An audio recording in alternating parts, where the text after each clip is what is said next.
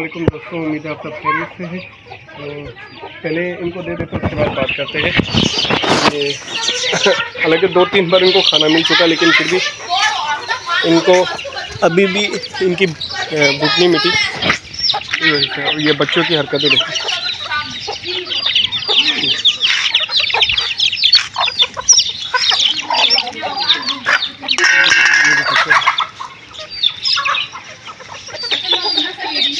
कहाँ है वो? शोर मचा रहा है वो, देखा अकेला, उसे भगा वहाँ से।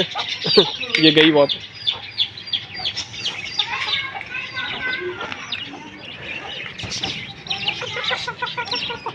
हमारे बच्चे ये सारे अपने चावल एंजॉय करने पे लगे हुए। वो अभी बेवजह शोर कर रही है। आ गया बस अपनी जगह पे।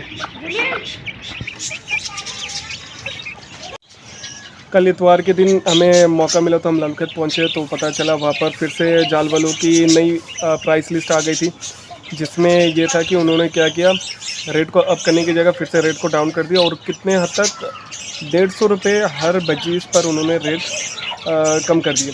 अब देखिए, ये इतनी नाइंसाफ़ी होती है, जिसमें हमारा जो अनाज का या ग्रेन्स का जो एक सिस्टम होता है, क्योंकि हमने बल्क क्वांटिटी में बजीज पाले हुए होते हैं, तो उनके लिए हमें कट्टों में बाजरा लेना पड़ता है। और उसका तो हिसाब ही नहीं बन रहा था। मैं तो क्या सोच के किया था, क्या मिल रहा था। तो बिल्कुल ऐसा दिल बिल्कुल नहीं चाह रहा था कि इनको दे। तो उनसे रेट सुनने के बाद हम तो अलग होकर जो आवाम आ रही थी उनको सही कम रेट में हम देने की कोशिश कर रहे थे। कम से कम हमारा जो बाजरा है उसका सिस्टम तो चल जाए, एक सर्कल चल जाए। बट उसके बाद क्या हुआ, कुछ सेलिंग हुई, आवाम ने काफ़ी अच्छे से रिस्पॉन्स दिया, क्योंकि प्राइस बहुत ही ज़्यादा अफोर्डेबल प्राइस पे मैंने बजीज़ को सेल किया।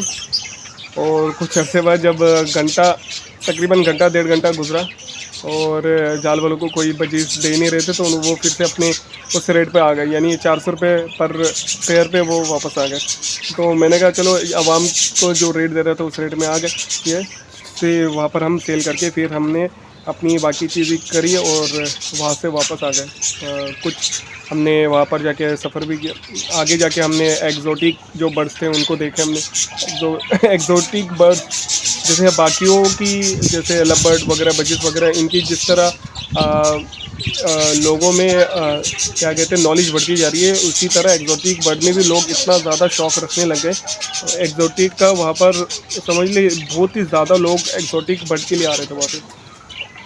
तो वो देखा। उसके बाद शुक्र ये है कि इस मरतबा जो अनाज का जो सारा ख़र्चा था वो मेरे माशाल्लाह से मेरे बजीज़ ने किया। सारा उन्होंने अपना ख़र्चा खुद उठाया, ये था। और बेहतरीन रिज़ल्ट ये आया कि बजीज़ के इस सर्कल को चलने के बाद मैंने कुछ पेयर्स को अलग जो किए थे, वो बहुत ही सही तरीका था मेरा, कि जो क्या कर रहे, सही ब्रीड नहीं कर रहे और फाइटिंग की वजह से वो दूसरों की मटकियों को भी, मतलब दूसरे पेयर को भी वो ख़राब कर रहे थे।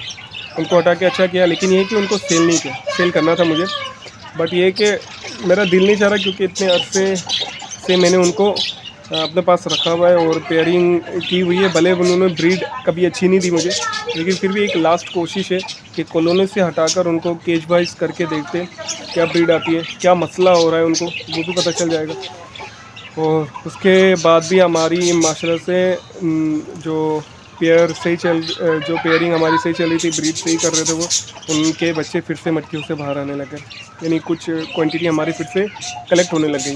तो इंशाल्लाह इस तरह मेरा ये सर्कल चलेगा और इन्हीं वजह से मेरा ये सेटअप चल रहा है। और ये कि अगर रेट में इतना ज़्यादा उतार चढ़ाव आएगा तो बहुत ही ज़्यादा मुश्किल हो जाता है। चले, अगर कम भी सबका बजीज़ का रेट अगर कम भी हो जाता है, तो एक ये है कि इतना कम ना हो कि कम से कम अब बजीज़ के लिए ग्रेन्स, अनाज, बाजरा वगैरह इनको अफोर्ड ना कर पाए, ये बहुत मुश्किल हो जाता है फिर।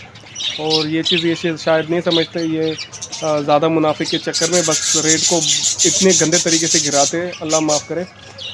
खैर, कोशिश तो रहेगी अगर कम भी रेट हो, लेकिन मेरे पास बल्क क्वांटिटी में इतनी बजीज़ हो कि उसको कवर कर सकें। मेरी यही सोच है और यही आगे की प्लानिंग है, तो उसी प्लानिंग में मैं चल रहा हूँ। तो इंशाल्लाह उम्मीद है कि बेहतर रिज़ल्ट आएगा।